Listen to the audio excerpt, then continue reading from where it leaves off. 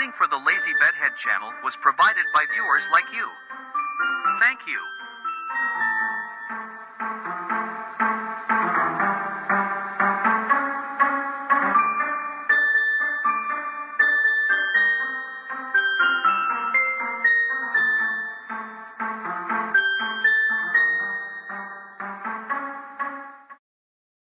Hi there. I'm going to let you get to your video, but first I wanted to take a second to talk about what's happening in Palestine and in Gaza. I know it's something that we don't want to hear a lot about, but it is something that's very important, and I think that we all really need to be focused on this issue. There is an ongoing happening in Palestine. I know that a lot of people don't know what they could do to help, or only think that they could help so much. Thankfully, there has been an organization called Operation Olive Branch. They have done many things to help, including starting a spreadsheet with a bunch of families and names that we can help and send, hopefully, anything we can give. All of the proceeds to this video are going to go to Operation Olive Branch, including whatever you would like to give. We really just thought that this would be a good opportunity to spread awareness about the issue. It wouldn't feel right not talking about it, because this is something that's happening right now, and we really need to do whatever we can to help. Like I said, all proceeds are going to go to Operation Olive Branch, and whatever you want to give, whether it's $5, $1, it really doesn't matter. Even if it's liking, commenting, sharing their post, or sending a donation, it just really helps. Together we can make a bigger difference than we think we can. Thank you, and I'll let you get back to your video.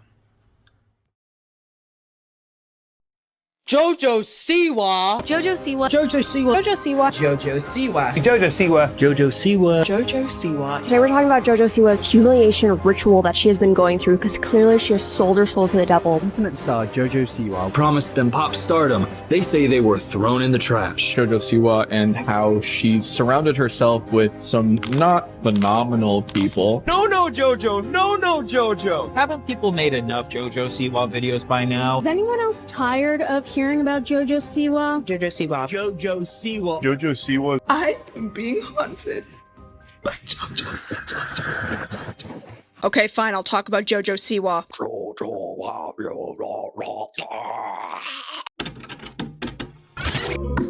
I can feel my feet. I can feel my heart. The groove keeps me moving. Trust the cameras and the lights. This is the soundtrack to my life. And the sound that keeps me. Welcome back to commentary channel number 28,745, talking about JoJo Siwa and how she's such a bad girl. Dude, I look sweaty. My makeup is already smearing off. Just because I don't have any fucking, like, central cooling in my house, and it's, like, summer, and I'm so hot. God, I miss air conditioning. Also, since I got a new haircut, I was like, I need to do the JoJo Siwa frohawk thing that they got going on. And I did it, but I look like the troll, the rock and roll troll from Trolls World Tour instead. What am I doing? I'm sure you found this video through your binge watch of everyone else online, dragging JoJo Siwa by her dance recital mohawk. I don't like talking too much about celebrities, mainly because, at face value, picking apart the rich and famous can be perceived as a mask to hide my insecurities and jealousy of those more successful than I am. And it's not just stan culture that uses the jealousy accusations to mindlessly protect their favorite celebrities, as if they need your protection. It's celebrities too that couldn't care less about what a pathetic poor thinks of them. And in the case of JoJo Siwa, even if I'm, like, bullying her, at the very least I'm not picking on some kid at school. If I am the world's punching bag for a second, that means that somebody is having more fun bullying and destroying me than they are somebody at school. But I'm also a grown-ass woman who doesn't go to school anymore, so that just makes this whole thing even more pathetic. But you know what? I actually do see a relevant but overlooked conversation to be had about JoJo Siwa. There also seems to be like a lot of misinformation that I personally see as kind of malicious. A lot of people do not like JoJo Siwa right now, and there are some pretty good reasons as to why. And you guys know me, I like finding out why. As in, why people are like this. So let's actually have a nuanced conversation about JoJo Siwa, and hopefully I can use this video as a hex spell to get that terrible song out of my head.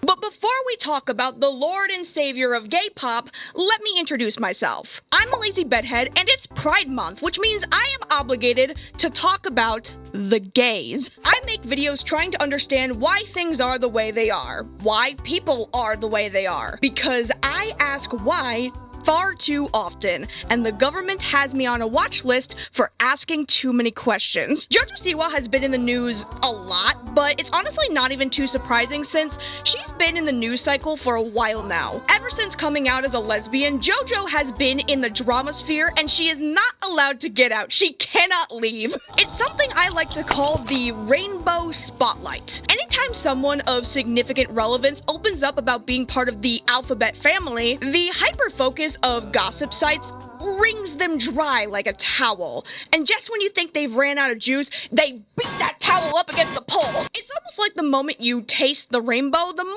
dramatic your life becomes. And that's because most gay kids did theater. I'm gay, I can make that joke. But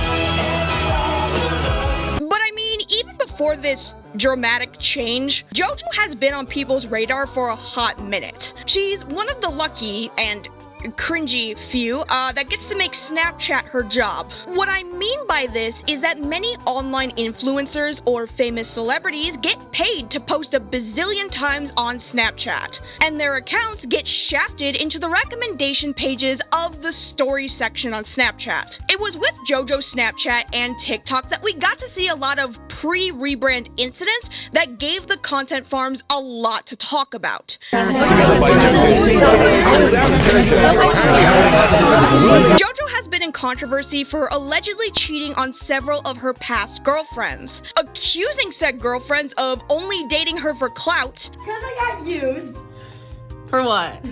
For views.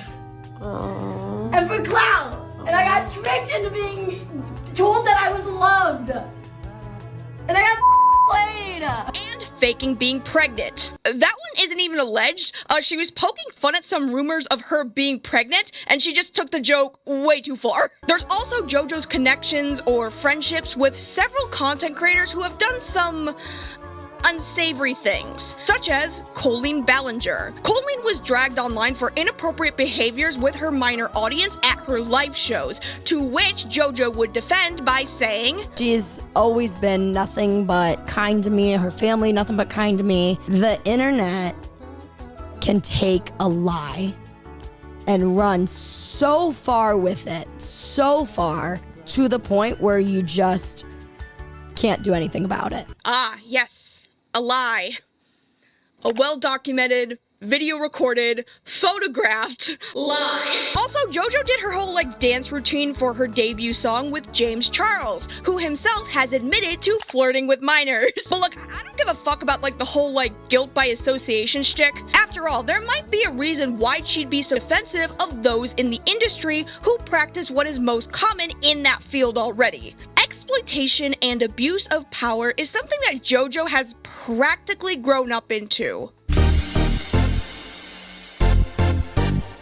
So, if you're like me and you had no clue how this girl even became part of the public stratosphere in the first place, then you would have no idea that JoJo was actually popular on Dance Moms. At just 9 years old, JoJo would be subjected to the world of reality TV on TLC, a broadcasting network with a notorious track record of platforming or employing pedophiles, in which they've had so many unsavory people within their employment, they would rival Nickelodeon. Honestly, I'm just waiting for that Quiet on Set episode where they go over all the shit that Josh Duggar has done. Fortunately, nothing sexually exploitative happened to JoJo, at least I hope not. I've never seen the show, so I don't know. But she did have her likeness plastered on everything, and she was financially supporting the entirety of her family with her hard work on TV as a literal 4th grader. And the worst part of her reality show run was that she had to deal with the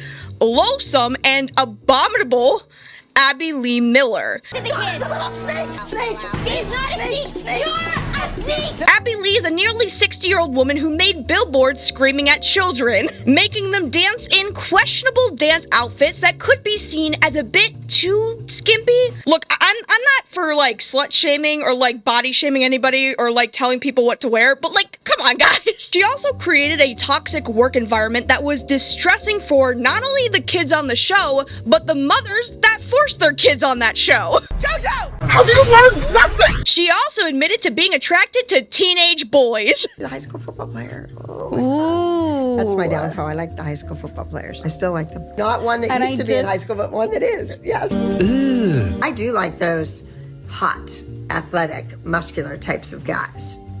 The jocks. I always have, and I always will. Why are they always like this? Okay, so what was the point of recapping any of that? Y'all just want me to get to the stupid song. I know, we're getting there, just give me a minute. There is one final component to all of this that I think is important to talk about to understand the rebrand that is up ahead. So, in an attempt to continue with the sparkly rainbows and high ponytail aesthetic that JoJo is well known for, but also isn't because she got the Draco Malfoy fade, JoJo cloned herself 7 times and gave these little mini JoJos to her mother to give her something to do while she grows up to hump a woman violently in a music video. XOMGPop would not be the massive, successful juggernaut that the Siwas hoped it would be. And it got even worse with the fact that allegations of abuse sullied the group's reputation. Leah, one of the members, was forced into dance rehearsals for the group after her spinal surgery to correct spina bifida. It was only 2 weeks after her surgery that she went in for practice and started bleeding from her belly button, to which momager Jocelyn Siwa would just tell her to put a maxi pad over it and continue working. Similar to the kaiju antagonist AmberLeigh, JoJo would also be verbally aggressive and would insult the girls during rehearsal, as well as overworking and underpaying the dance team, pinning girls up against each other on purpose to create some intentional spark of animosity in the group or some shit, and parents having to pay for most of the expenses such as food, travel, and all of the dance supplies out of pocket. Now, the Siwas would deny any allegations of workplace abuse, but what I find so interesting about this controversy is that it hasn't followed JoJo around as much as her other stunts have. Remember that rainbow spotlight I talked about? Well, that spotlight conveniently flickered out at some point. It didn't shine on this particular incident as long as it did when JoJo was like faking a pregnancy for a joke, or her weird online relationship dramas. All of that got way more attention and coverage than the XOMGPop stuff did. It felt like this whole thing was kind of just swept under the rug. And so is the group, really. XOMGPop has only 4 members left. The situation with Leah is the most talked about in terms of like the abuse allegations, but reminder, this group started off with 7. Leah was the only one that talked about leaving. There are still like 2 other girls who are completely missing. To me, Abby was always right. Now it makes sense why you treated us the way that you did. And I guess they were supposed to go on tour this summer, but they haven't been a mainstream headline aside from the abuse accusations that were seemingly kinda dropped from the media. And that's because, coincidentally, JoJo would start her press tour and announce her new direction for her brand. And this new direction was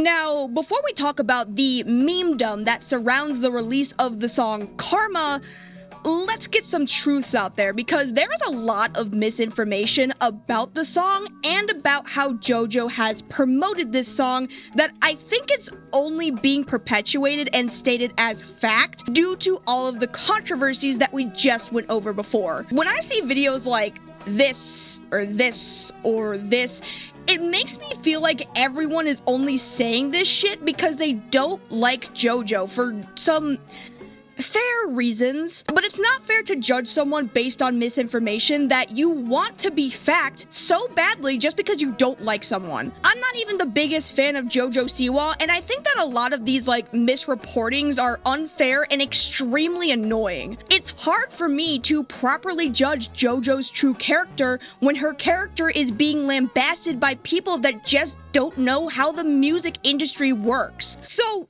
fun fact, did you know that most music artists, some of which might actually be your favorite music artists, they don't write most of their music themselves. Ghostwriting and song production teams will write and produce songs in mind for a specific artist. They'll pitch the song to the governing team of that performer and decide whether they want to buy off the song and slap their name on it or not. And that's essentially what Karma is. Karma was a song that was written and produced by Rock Mafia and a man named John Charles Barrett. Rock Mafia is a music production label, and John Charles Barrett, whose ghostwriter name is Desmond Child, is a songwriter who wrote songs such as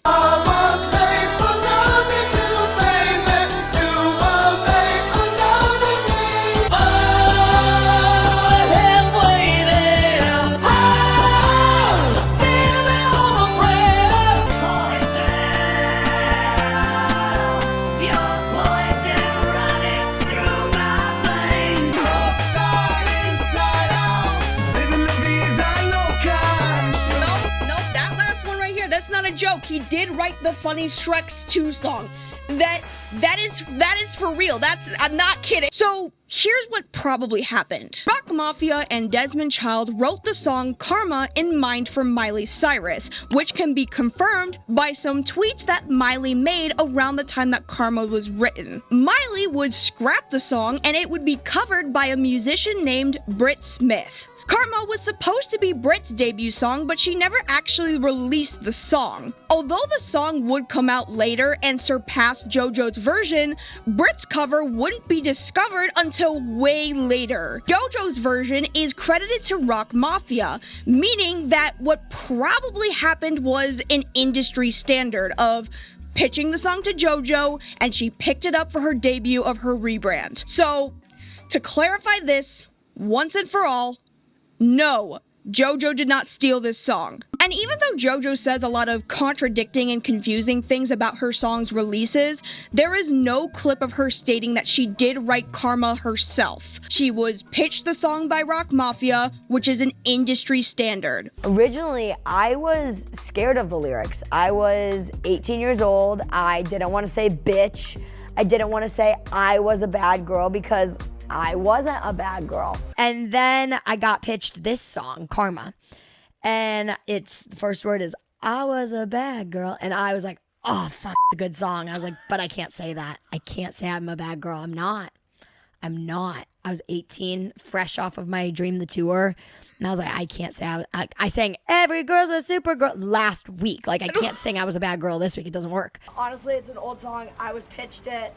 I loved it, was obsessed with it, so I grasped onto it. Why not that instead of a new song? No, that's a very normal thing. A lot of songs are okay. What happens is people write songs and then they just don't do anything with them.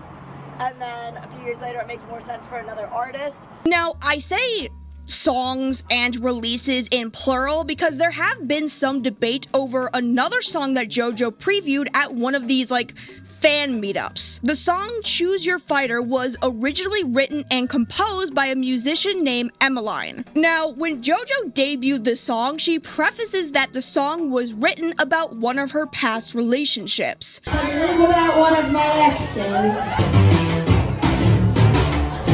Some of my exes are lovely.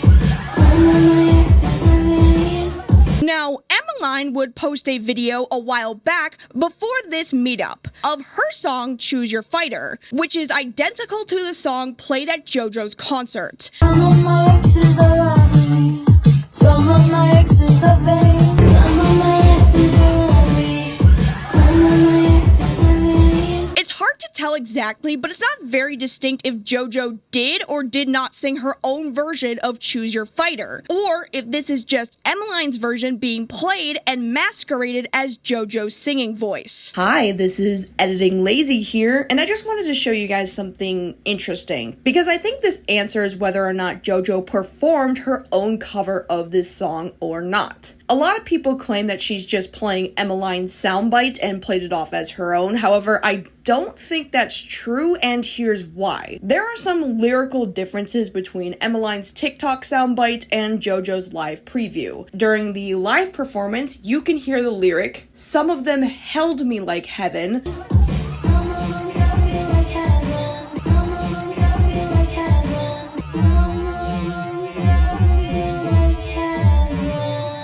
But when you listen to Emmeline's version, the lyric is, "Some of them fucked me like heaven."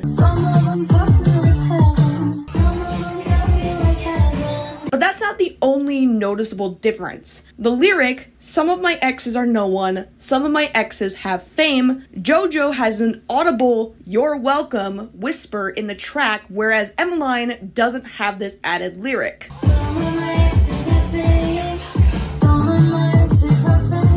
Based on these very obvious differences, I think JoJo did sing her own version of the song. She didn't just play Emmeline's version and say it was her singing voice or whatever. She did cover the song, and this is her version. Rumors speculate that JoJo stole this song due to what Emmeline said about its debut at JoJo's meetup. Hi 2024 fans! I'm gonna make a story time soon. I actually didn't sign off on it coming out with JoJo. Not her fault. If my version gets love, I can still put it out after hers. Now, this comment and Emmeline's video would be deleted, and people speculate that maybe the reason why was because of JoJo's lawyers. Choose Your Fighter, one of my other songs.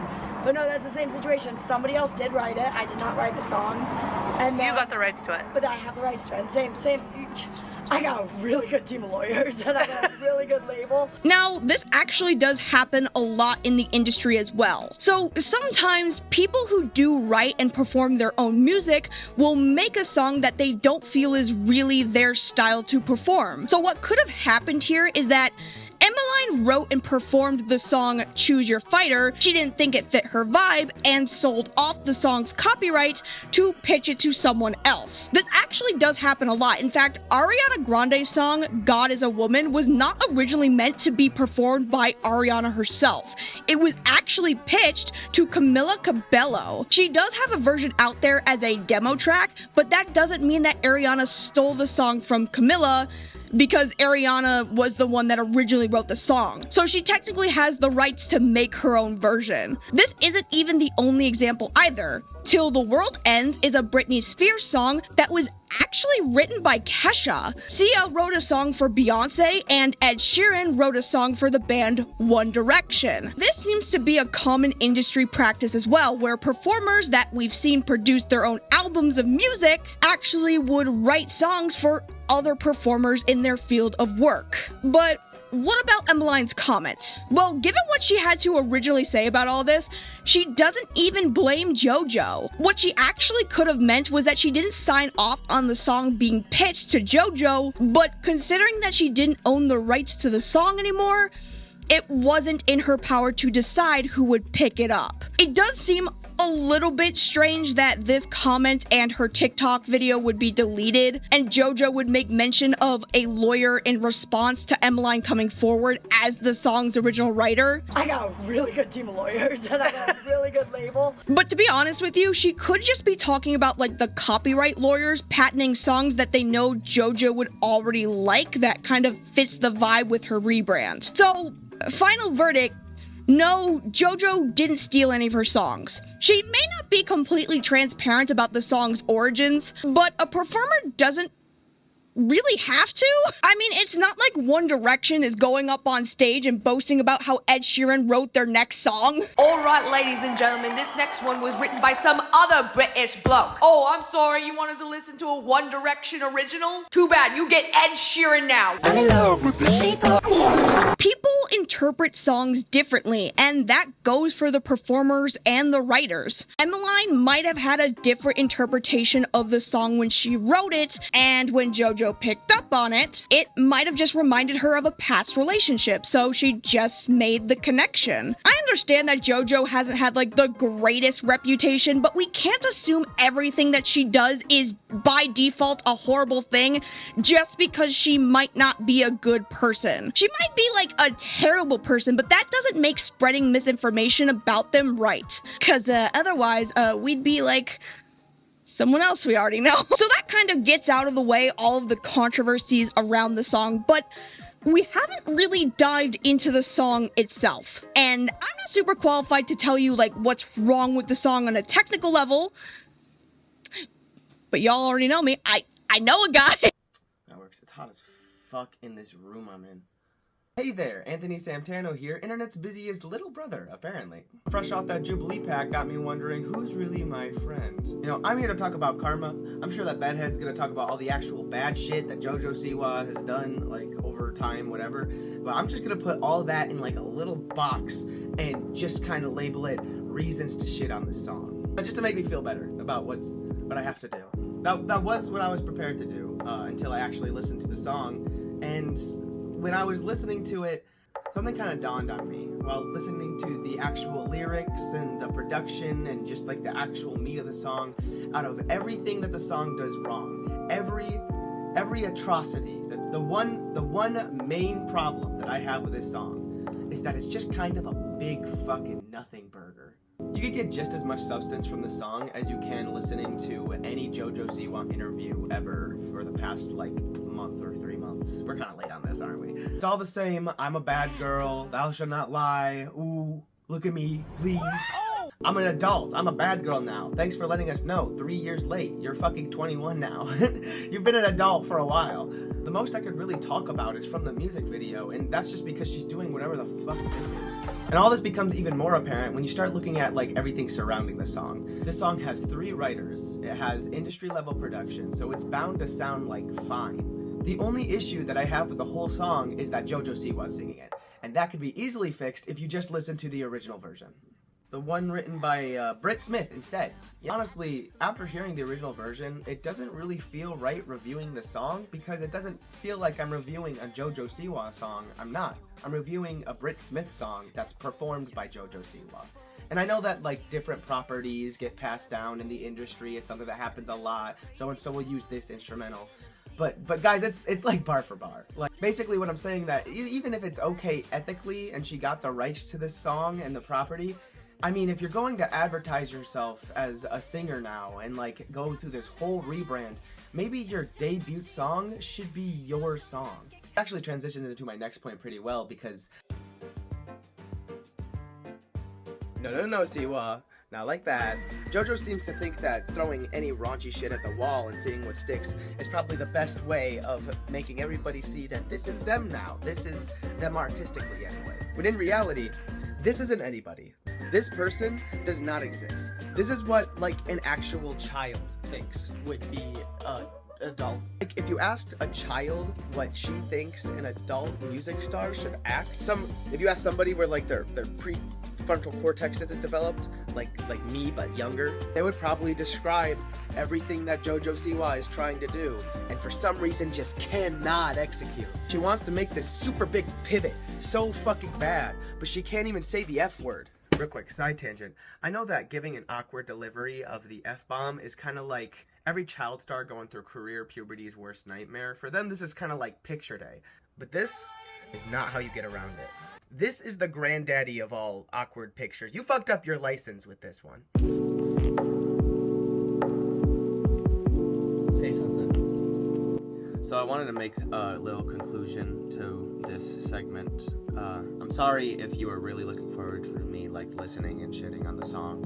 It just doesn't really feel right when it's not even their song and we wouldn't really even be talking about JoJo Siwa. I know they released other songs, but this is kind of the only song that everyone seems to really care about. I haven't listened to their other shit, and I doubt if you're watching this video that you have more than like once. If you do want my unbridled opinion about JoJo Siwa, this is basically it.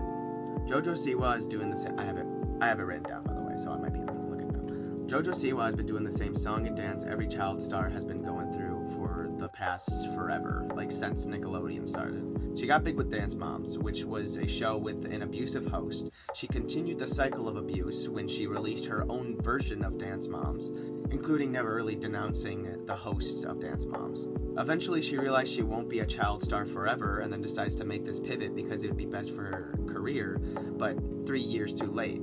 That being because it was within her family's best interest all of her life for her to stay young, for her to stay this cute pop star little child. The only difference with JoJo Siwa's story that you don't really see in many other stories is that the switch itself hasn't really been pushed this hard. And I think it's because JoJo Siwa isn't too confident that she's an adult either. I feel like JoJo needs this validation because all of her life it has been quintessential for her to stay young. And now that she's making that switch so late, it's not even for her, it's for her career. Demi Lovato never went onto a talk show to talk about how she's a big girl now. And JoJo Siwa has talked about that on every single one she's been on. Her career has carried her family's success for so long, she never got the chance to age. Maybe what we're seeing is a mental breakdown, but if it's not, I'm sure that it's going to happen eventually. And then sadly, JoJo Siwa is going to join the long list of child stars that within the decline of their careers and decline of their mental state, they start to wonder who they are as a person. I don't know if JoJo Siwa has ever really asked themselves that question, like really. And it's kind of sad to see. I feel like I wouldn't trade my life for any child star's life because I feel like it's just I don't really know how to say this is off the cuff, but like an unseasoned existence. Sure, you're comfortable, you're wealthy, but you're not you. You never get the chance to figure out who you are, and we're seeing that very prevalently with JoJo Siwa, and she's trying to put out all of this art that's supposed to be like, this is me as an adult. But I don't think JoJo Siwa knows who she is. That's basically what I'm saying. I am really hoping for the best, but until then, I mean, I guess we're gonna see where her career goes. Which, by the way, after writing this segment, I learned that she had, like, blown up at a concert. Not, like, blown up, but she was talking a lot about the haters, and she didn't really seem to be in the best mind space, so we're gonna see where this goes. And, yeah. That's basically it. Bye-bye. Well, at least that's how I see it. Tune in next time for when I review two kids in a trench coat trying to buy Newports. Also, shameless plug real quick, I talk about music a lot. I just made an album. It's on Spotify under the name SAMIS, S-A-M-I-S. It's called Shed, and I would really appreciate it if anybody went and listened to it. I'm not going to take up too much of your time because I know you want to get back to the video, but just go listen to it if you want to. I spent a lot of time on it, and this feels wrong after basically shitting on this person's career. And that's basically it. Bye. See ya. So long. Fucker. So, Karma is getting ridiculed all over the internet. Everything from the dance to JoJo singing that is very clearly auto-tuned, to even her press tour where it sounds like her voice has been totally shot every time she talks. Dream guest on my podcast? Oh my gosh. I mean, honestly, let's spice things up. One of my exes. Oh? And here's the thing. From a hopefully, helpful perspective, the song is not the problem. The dance isn't even the problem. And JoJo herself isn't the problem with the song. The dance choreographer was Richie Jackson. Richie actually directed choreography for Lady Gaga. So it's not like he's terrible at choreography or even dancing. It's just that his style of dance is very much over the top and hyper specific to the lyrics of the song that he's directing. And given JoJo's past dancing experience, it wouldn't be impossible for her to dance up to this level of complexity, but she just God, she just really overdoes it. She's not letting herself flow with the music and dances at breakneck speeds because she's rushing through the whole song, even though the beat is not even that fast. We know it's not the song either because Britt Smith released her version of Karma and it surpassed JoJo's version in like a day. The song was written and recorded in 2010, and just based on like the lyrics and the production of Britt's version, you can sort of tell that that's the era where it's from, and that's honestly the era it belongs into. The song does sound like a 2010 record, it does, and that was the goal, but there was a point in time where it sounded a little too 2010. We reined it in, we found the mix of 2024 and 2010 to make it that same style to fit more into today's world. I think we really did that. Britt's 2010 version sounds better than JoJo's because the song was a product of its time, and the attempt to modernize the song is just by adding the Kill Bill siren in it. Like, seriously, why does every song nowadays does this? It is so annoying. Stop. Karma's a bitch. I should've known better. Also, let's talk about this whole situation with her outfit. Now, I mentioned Desmond's Child writer's credit earlier because JoJo's new look resembles the makeup style and costume design of the band Kiss, of which the writer for Karma also wrote for the band Kiss. It's really funny, however, that JoJo gets compared to the main bassist Gene Simmons, and she has no idea who that even is. I'm getting like a sexy glam Gene Simmons sea creature. Whoa! Going on here. You know, the amount of references that people have told me I look like in this video that I have no clue what they are is sickening. But, you know, to be completely fair to her, I don't know any of the real names of these fucking guys either. The only reason I know who Gene Simmons is because when I was a kid, I was told that he cut, like, the frenulum, I think is what you call it, that thing that, like, connects the tongue to the bottom roof of your mouth to make his tongue longer. Turns out that's true, but the only reason that normally you get that sort of surgery done is if you have, like, trouble, like, eating or breathing. So it's not like a rock and roll cool tongue thing. Like, I think Gene Simmons actually had like a medical issue, and that just makes me feel like an asshole. But basically, when I see JoJo's like new, older, edgier look, it tells me two things. Number one, I guess the only way to show the world that you're getting older and you're more mature and not for kids anymore is to have an awkward emo face. You know what? I get it, JoJo. I totally understand your vision. You know, I get it. I totally get it.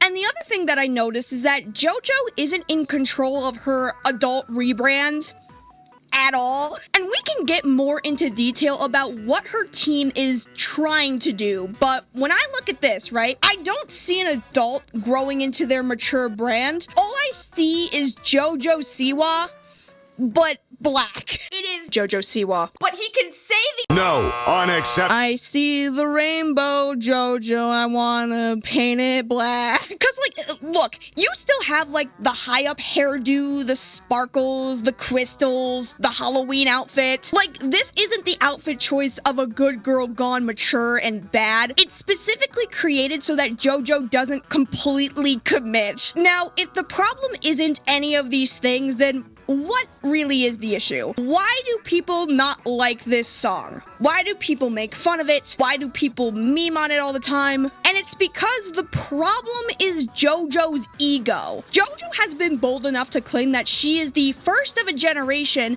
to make this dramatic switch, and that she's the leading figurehead or the CEO of gay pop. That I wanted to start a new genre of music, and they said, what do you mean? And I said, well, it's called gay pop. And they were like, what's that? And I was like, it's like K-pop, right?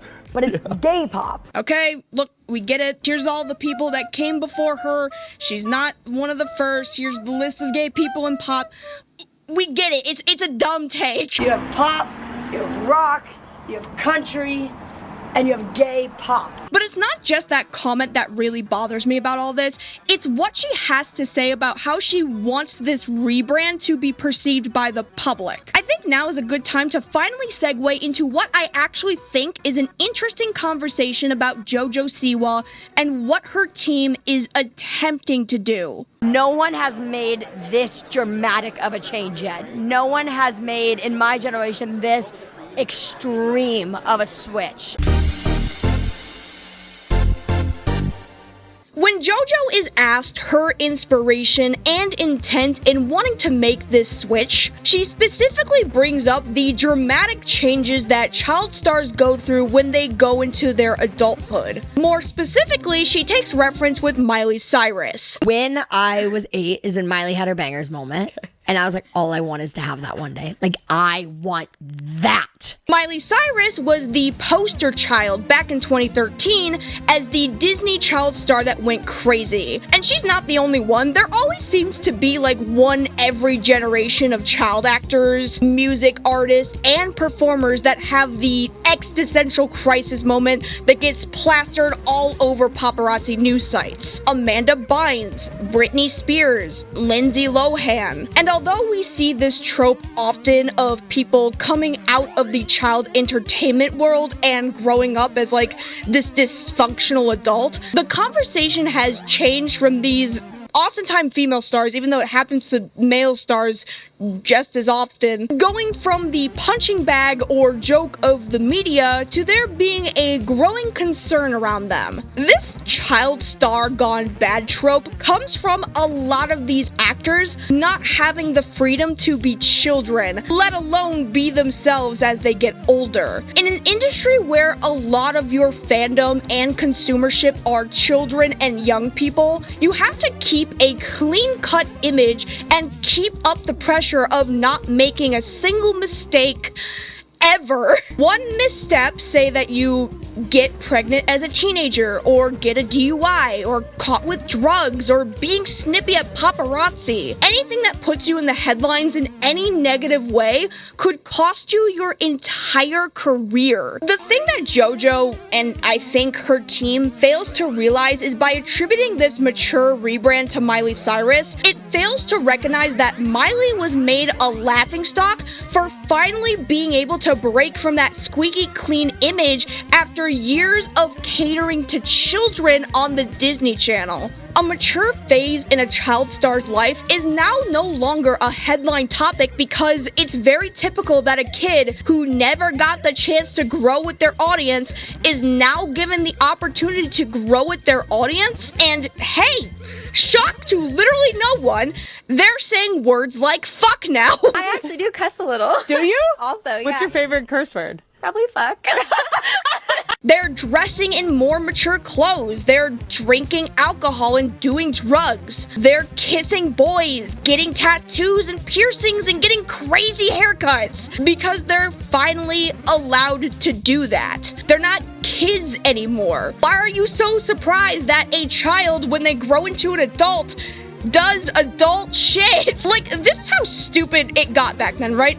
A lot of these child stars would do something as minute as like getting a tattoo or a piercing, and the media would label them as the rebellious child star gone rogue. Like, that's how stupid it got. JoJo's audience has always been kinda confusing in the sense that she never really had an audience to grow up with because her first appearances were in reality TV on a network that was mostly watched by adults. So her viewer base was mostly adults watching a show where other adults yell in front of their kids who, let's be honest, they don't really have any real significant roles in the show other than being the mouthpieces for their moms. So your viewer base starts off with adults watching Dance Moms, and then JoJo starts her own like family-friendly singing career, and by the time that she starts doing like the whole like rainbows and kitty pop shit, she was 14 years old. Now, I don't know about you, but 14 is a time for a lot of girls to grow out of their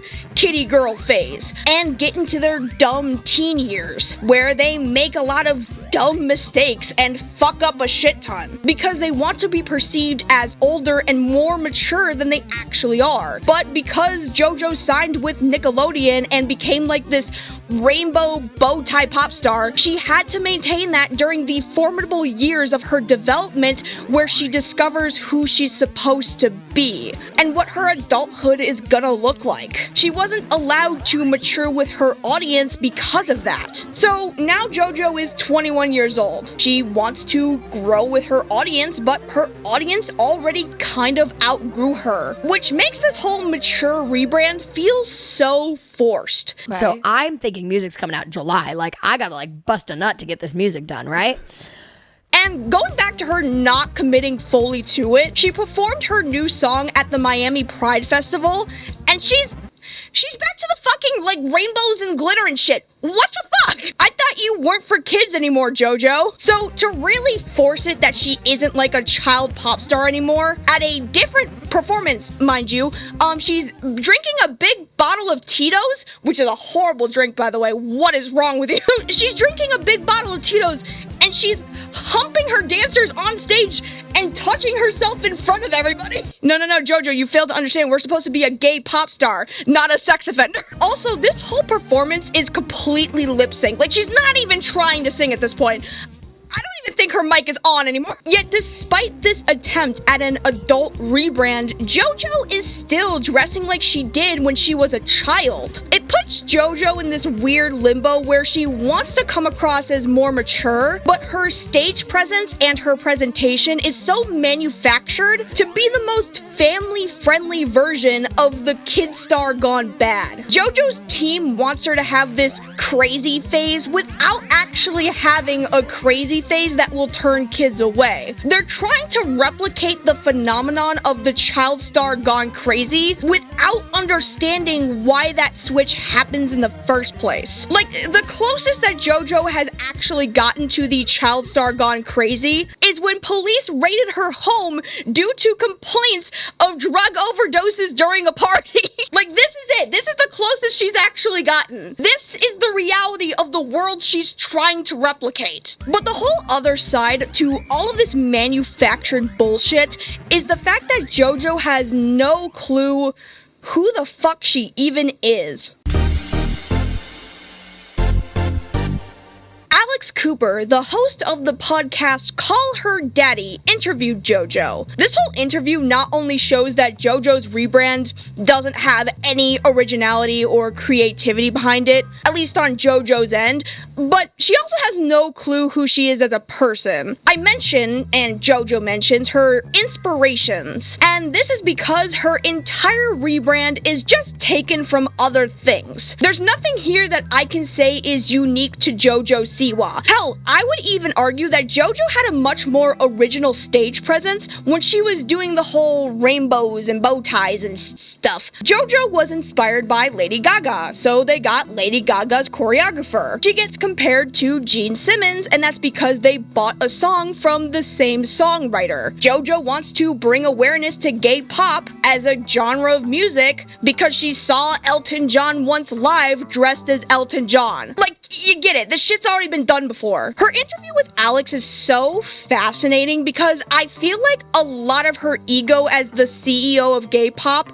doesn't even really come from her, but it more so comes from her mother. JoJo describes her relationship with her mom as a manager-client relationship. JoJo's mom still does all of her fashion, even into this new era. She had her whole house in LA renovated just for her, and JoJo had to move her own parents out of the house. She didn't move out.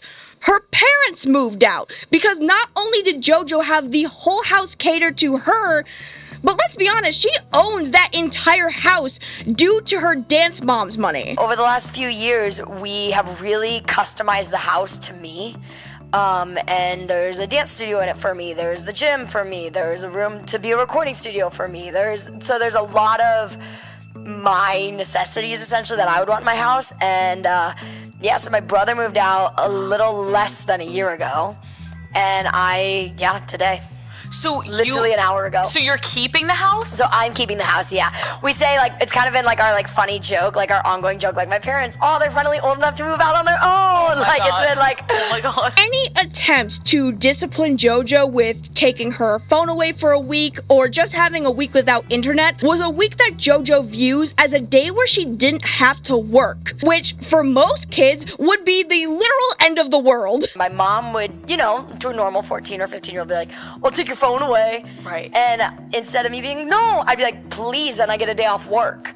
You know what I mean? And so, like, there was never really, I never did anything wrong. I never did anything bad.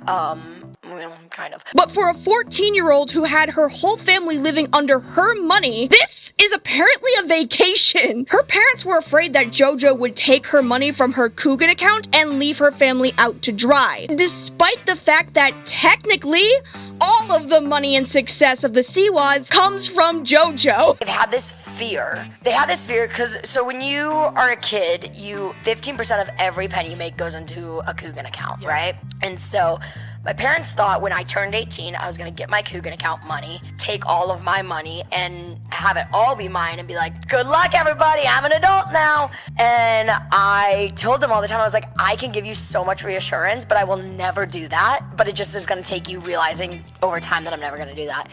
And then finally today, that's always been a fear of theirs, like always has been, just because, like, the opportunity of me leaving them high and dry was right there. Like, people have done it before, child stars have done it before, but I would never do that to my family. But today my mom was like, I just want to say, like, thank you for never basically kicking us to the curb. Like, thank you for buying us this new house. Thank you for letting us remodel it. Thank you for keeping us in your bubble. Like, thank you. And I was like, one, you're welcome. Let me be a nice person. Let me say you're welcome. But I fucking told you I wouldn't. Like, I told you. And the Coogan account only amounts for 15% of that success, which means even if JoJo did take all of that money and ran with it, she'd only have a portion of what she's actually entitled to. That whole house and her car does belong to JoJo. Everything does. She's the one that worked hard for it, so why the fuck would her parents worry about her being entitled to merely 15% when they've been utilizing the other 85% that also belongs to her? The fact that her family was worried about just 15% of that success being claimed by JoJo and ran off with is ridiculously controlling. And her mom didn't trust that she wouldn't up and take the money that she is rightfully entitled to up until JoJo was in her 20s. Like, Jesselyn, ma'am, that's not your money. None of it is. JoJo worked for everything that you own. She is 100% entitled to kicking her mom to the curb. And the fact that Jesselyn didn't trust that JoJo wouldn't take the money up until she was an adult means that she knew deep down she had no right to that money in the first place. I talk about all of this because JoJo has been conditioned to not be entitled to anything. She's not entitled to her own emotions. AmberLeigh shot that down like a while ago. She's not entitled to improvement because AmberLeigh told her she physically couldn't approve. She's not entitled to her own brand because her mom lives vicariously through JoJo. She's not entitled to 80% of her income, nor the 15% that she's legally entitled to. She's not even entitled to her own maturity. I mean, God forbid JoJo takes ownership of herself and her image. I'm not talking about like entitlement as in like selfishness or lack of charity.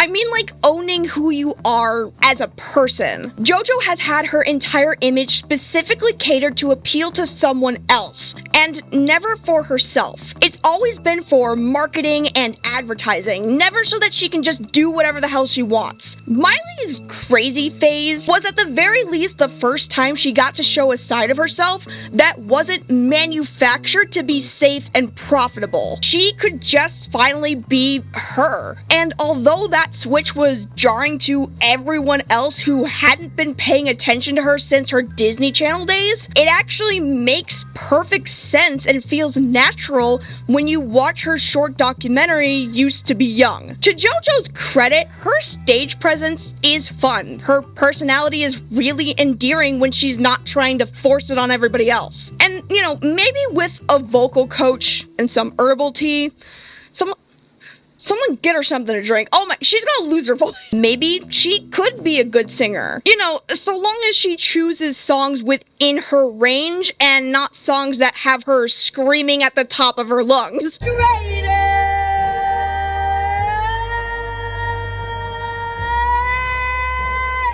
But hey, what do I know? I'm just a lazy bedhead. And I am much better gay representation anyways, let's be for real. The end.